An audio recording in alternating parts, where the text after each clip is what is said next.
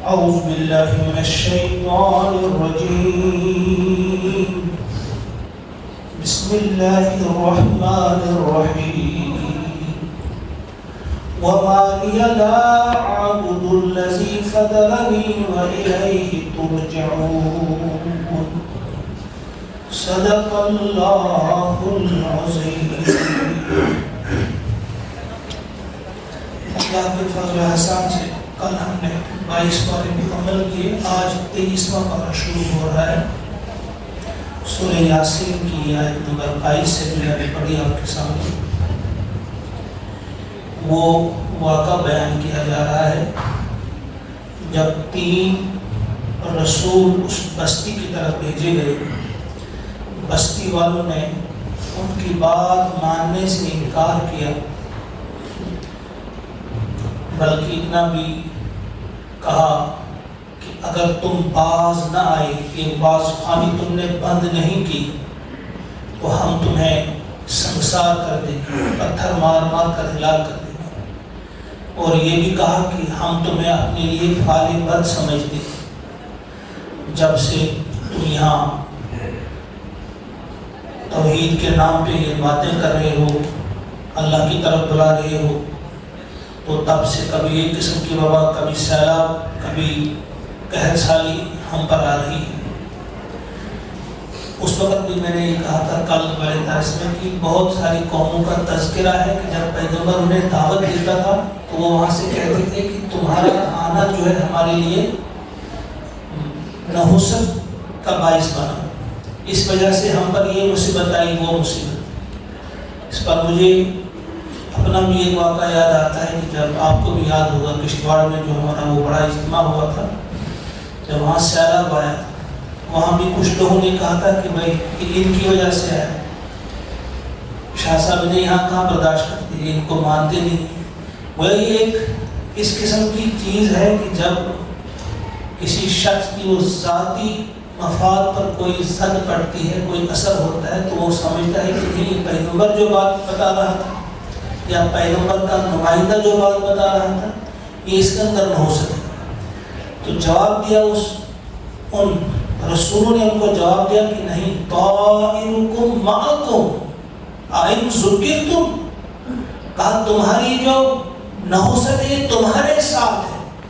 کیا اس لیے تم کہتے ہو کہ ہم تمہیں نصیحت کرتے ہیں، اس لیے تم ہم پر یہ بہتان لگا رہے ہو کہ تمہاری وجہ سے نصیحت. اس قسم کی باتیں ہوا کرتی ہیں، کرتی تھی، اب بھی ہوگی. اب بھی ہوگی. جب آپ حق کو پیش کریں گے تو حق کے جواب میں اس قسم کی باتیں ہوں گی. تو پھر وہ ایک شخص جو دور سے آتا ہے، دوڑتا ہوا آتا ہے، شہر کے کنارے سے آتا ہے، کہتا ہے کہ تم ان کی بات مانو. اور وہ انتہائی مخلص انسان حبیب نجار، کچھ لوگوں نے اس کا نام لکھا ہے، مفسرین نے، اللہ بہتر جانتا ہے.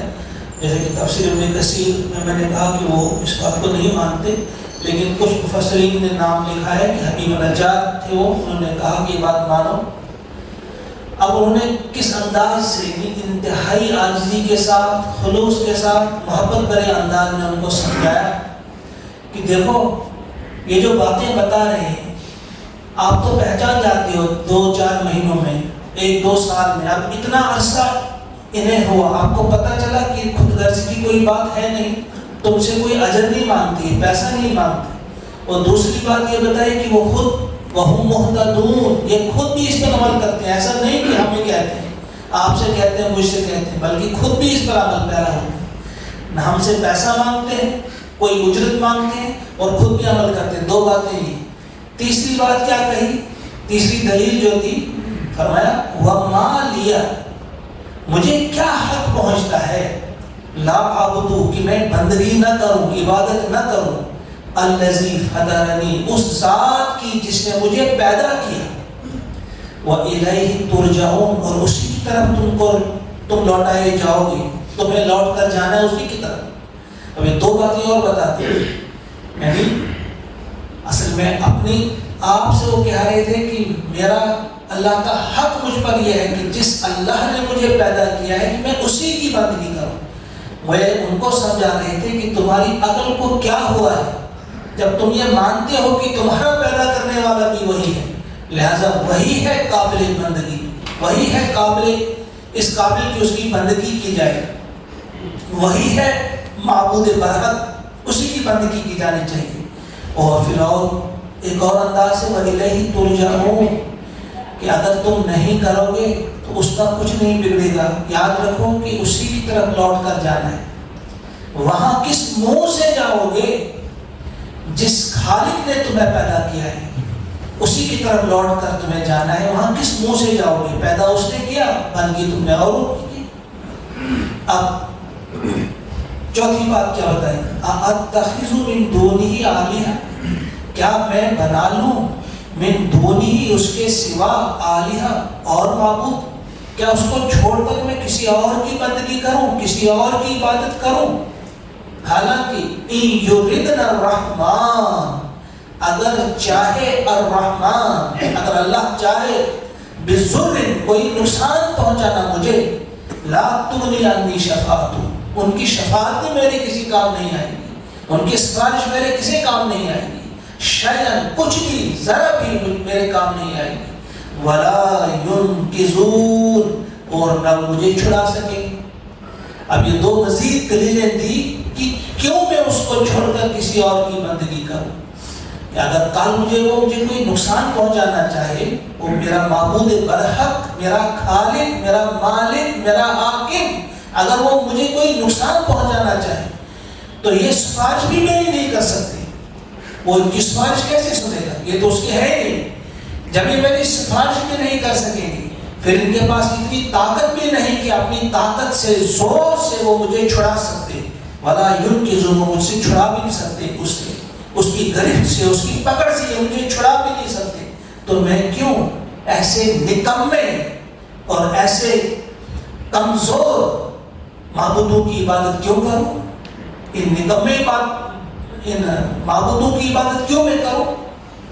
انی اذا لفی ضلال مبین، بے شک اگر میں نے ایسا کیا پھر میں ضلال مبین، پھر تو میں صریح گمراہی میں پڑ جاؤں گا، میں تو دور کی گمراہی میں پڑ جاؤں گا، کھلی گمراہی میں۔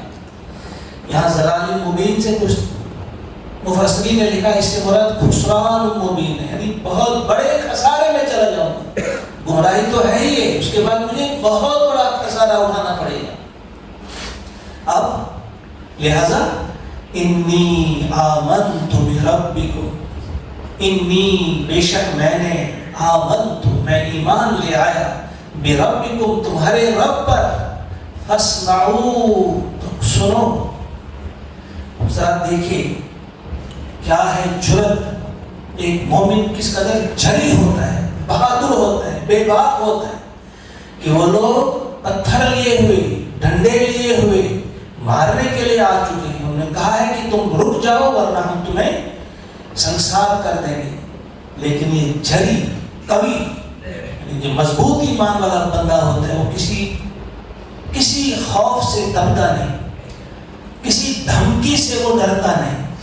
اس نے بتا دیا کہ میں تمہارے رب پر ایمان لا چکا، فاسمعوا، کان کھول کر سنو، جو تم نے کرنا ہے کر لو، پتھر برسانے ہیں پتھر مار لو، ڈنڈے برسانے ہیں مار لو، تمہیں کیا کرنا ہے یہ تم جانو، لیکن میں نے کیا کیا کہ میں تمہارے رب پر ایمان لے لیا۔ یہاں پہ دیکھیے اب ایک دائی جو ہوتا ہے یہ نہیں کہا کہ میں نے اپنے رب پر ایمان لایا، کہا تمہارے رب پر، یہ بھی بتا دیا کہ جس رب کو میں مانتا ہوں وہی تمہارا رب بھی ہے، میں کسی غیر کی بات نہیں کرتا، تمہارے رب کی بات کرتا ہوں، تمہارے رب کو ماننے والا میں ہوں، اس کو میں نے مان لیا۔ اب کان کھول کر سنو، کس نے کیا کرنا ہے کر لو، کس طرح سے ڈٹ گیا ان کے سامنے، یہ ایمان ہے۔ اب کیا ہوا، وہ تو اسی انتظار میں تھے، قیل ادخل الجنہ، کہا گیا داخل ہو جا جنت میں۔ جو ہی اس نے یہ بات بتائی انہوں نے شروع کیا، کچھ مفسرین نے لکھا ہے لاتوں سے، ڈنڈوں سے، گھونسوں سے مکے مارے، پتہ نہیں کیا کیا کیا، اس نے کہا نہیں پتھر مار مار کر اس کو ہلا کیا، اچھا تمہیں جنت کی تمنا ہے چلے جاؤ جنت میں۔ قیل ادخل الجنہ قال یا لیت قومی یعلمون، وہ بولا، اس نے کہا اس وقت یا لیت، اے قومی میری قوم یعلمون جانتی، کاش میری قوم جانتی، کیا جانتی؟ بما غفر علی ربی، کہ میرے رب نے میری بخشش کر دی، میری مغفرت کر دی، وجعلنی من المکرمین، اور مجھے اپنے عزت دار بندوں میں داخل کر دیا، مکرمین مکرم بندوں میں، باعزت بندوں میں مجھے داخل کر دیا۔ میرے ساتھ جانے جانا نے بڑے خوبصورت بات کہی ہے، چہ خوش رسم بنا کردن بخا کو خون گلتی دن، خدا رحمت کند این عاشقان پاک تینت رہا۔ نگاہ کتنی اچھی رسم انہوں نے شروع کی، یہاں سے اس کی بنا، اس کی بنیاد ڈالی۔ خاک اور خون میں یہ لڑک رہے تھے، خاک اور خون میں یہ تڑپ گئے، اور اس کے بعد کیسی حسین رسم کی انہوں نے بنیاد ڈالی۔ اللہ تعالیٰ کیا کرے؟ خدا رحمت کند این عاشقان پاک تینت، ان پاک تینت پاک فطرت لوگوں پہ اللہ تعالیٰ کی رحمت ہو۔ اس قسم کی چیز انہوں نے کی کہ اپنی جان، کیونکہ کیا ہوتا ہے کہ کبھی کبھی ہم،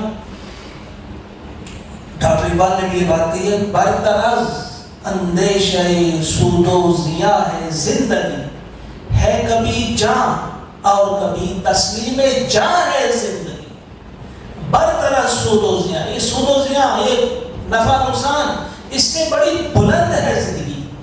زندگی کبھی جینے کا نام ہے، اس کو جیا جائے، اور زندگی کبھی کیا ہے؟ تسلیم جان، یعنی اللہ کی راہ میں مٹ جانے کا نام ہے زندگی، اللہ کی راہ میں قربان ہو جانے کا نام ہے زندگی، ہے کبھی جان اور کبھی تسلیم جان ہے زندگی۔ اس شخص نے کیا کیا؟ ایمان تھا، پختہ ایمان تھا، مضبوط ایمان والا بندہ، اس نے کہا تم نے جو کرنا ہے کر لو، فاسمعون، کان کھول کر سنو، ٹھیک طرح سے سنو کہ میں تمہارے رب پر ایمان لا چکا ہوں۔ انہوں نے کہا کہ لدخل الجنہ، کہا گیا کہ اچھا جنت میں داخل ہو جا۔ اس وقت بھی ذرا سوچے ایک بندہ مومن کا مزاج، اس کی سوچ، اس کی فکر، انہوں نے تو اسے پتھروں سے مار مار کر ہلاک کر دیا، لیکن جب یہ ہلاک ہوا اس نے دیکھا کہ اب یہاں سے ایک نئی زندگی شروع ہوئی۔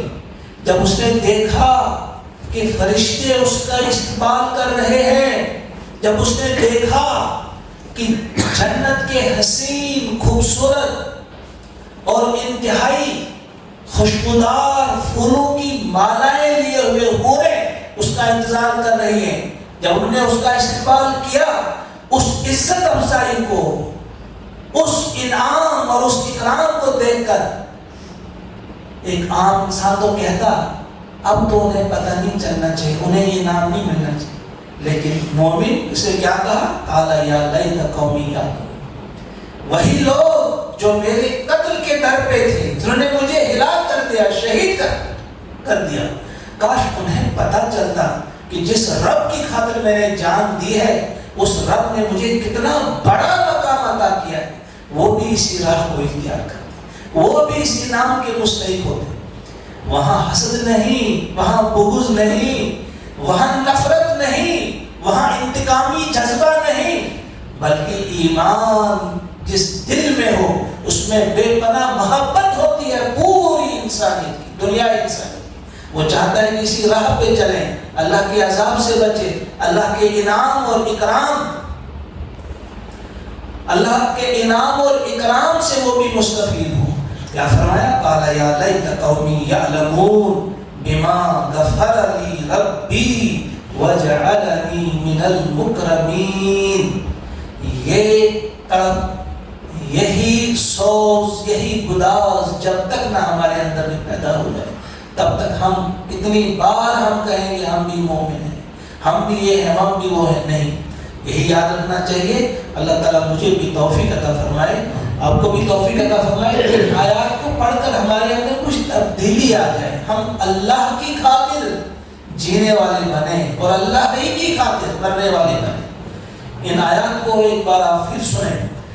وَمَا لِيَ لَا أَعْبُدُ الَّذِي فَطَرَنِي وَإِلَيْهِ تُرْجَعُونَ أَأَتَّخِذُ مِن دُونِهِ آلِهَةً إِن يُرِدْنِ الرَّحْمَنُ بِضُرٍّ لَّا تُغْنِ عَنِّي شَفَاعَتُهُمْ شَيْئًا وَلَا يُنقِذُونَ إِنِّي إِذًا لَّفِي ضَلَالٍ مُّبِينٍ إِنِّي آمَنتُ بِرَبِّكُمْ فَاسْمَعُونِ قِيلَ ادْخُلِ الْجَنَّةَ قَالَ يَا لَيْتَ قَوْمِي يَعْلَمُونَ بِمَا غَفَرَ لِي رَبِّي وَجَعَلَنِي مِنَ الْمُكْرَمِينَ آمَنْتُ بِاللَّهِ صَدَقَ اللَّهُ الْعَظِيمُ اللهم اجعل القرآن ربيع قلوبنا ونور أبصارنا وشفاء صدورنا وذهاب همومنا وغمومنا ربنا تقبل منا إنك أنت السميع العليم آمين. السلام علیکم.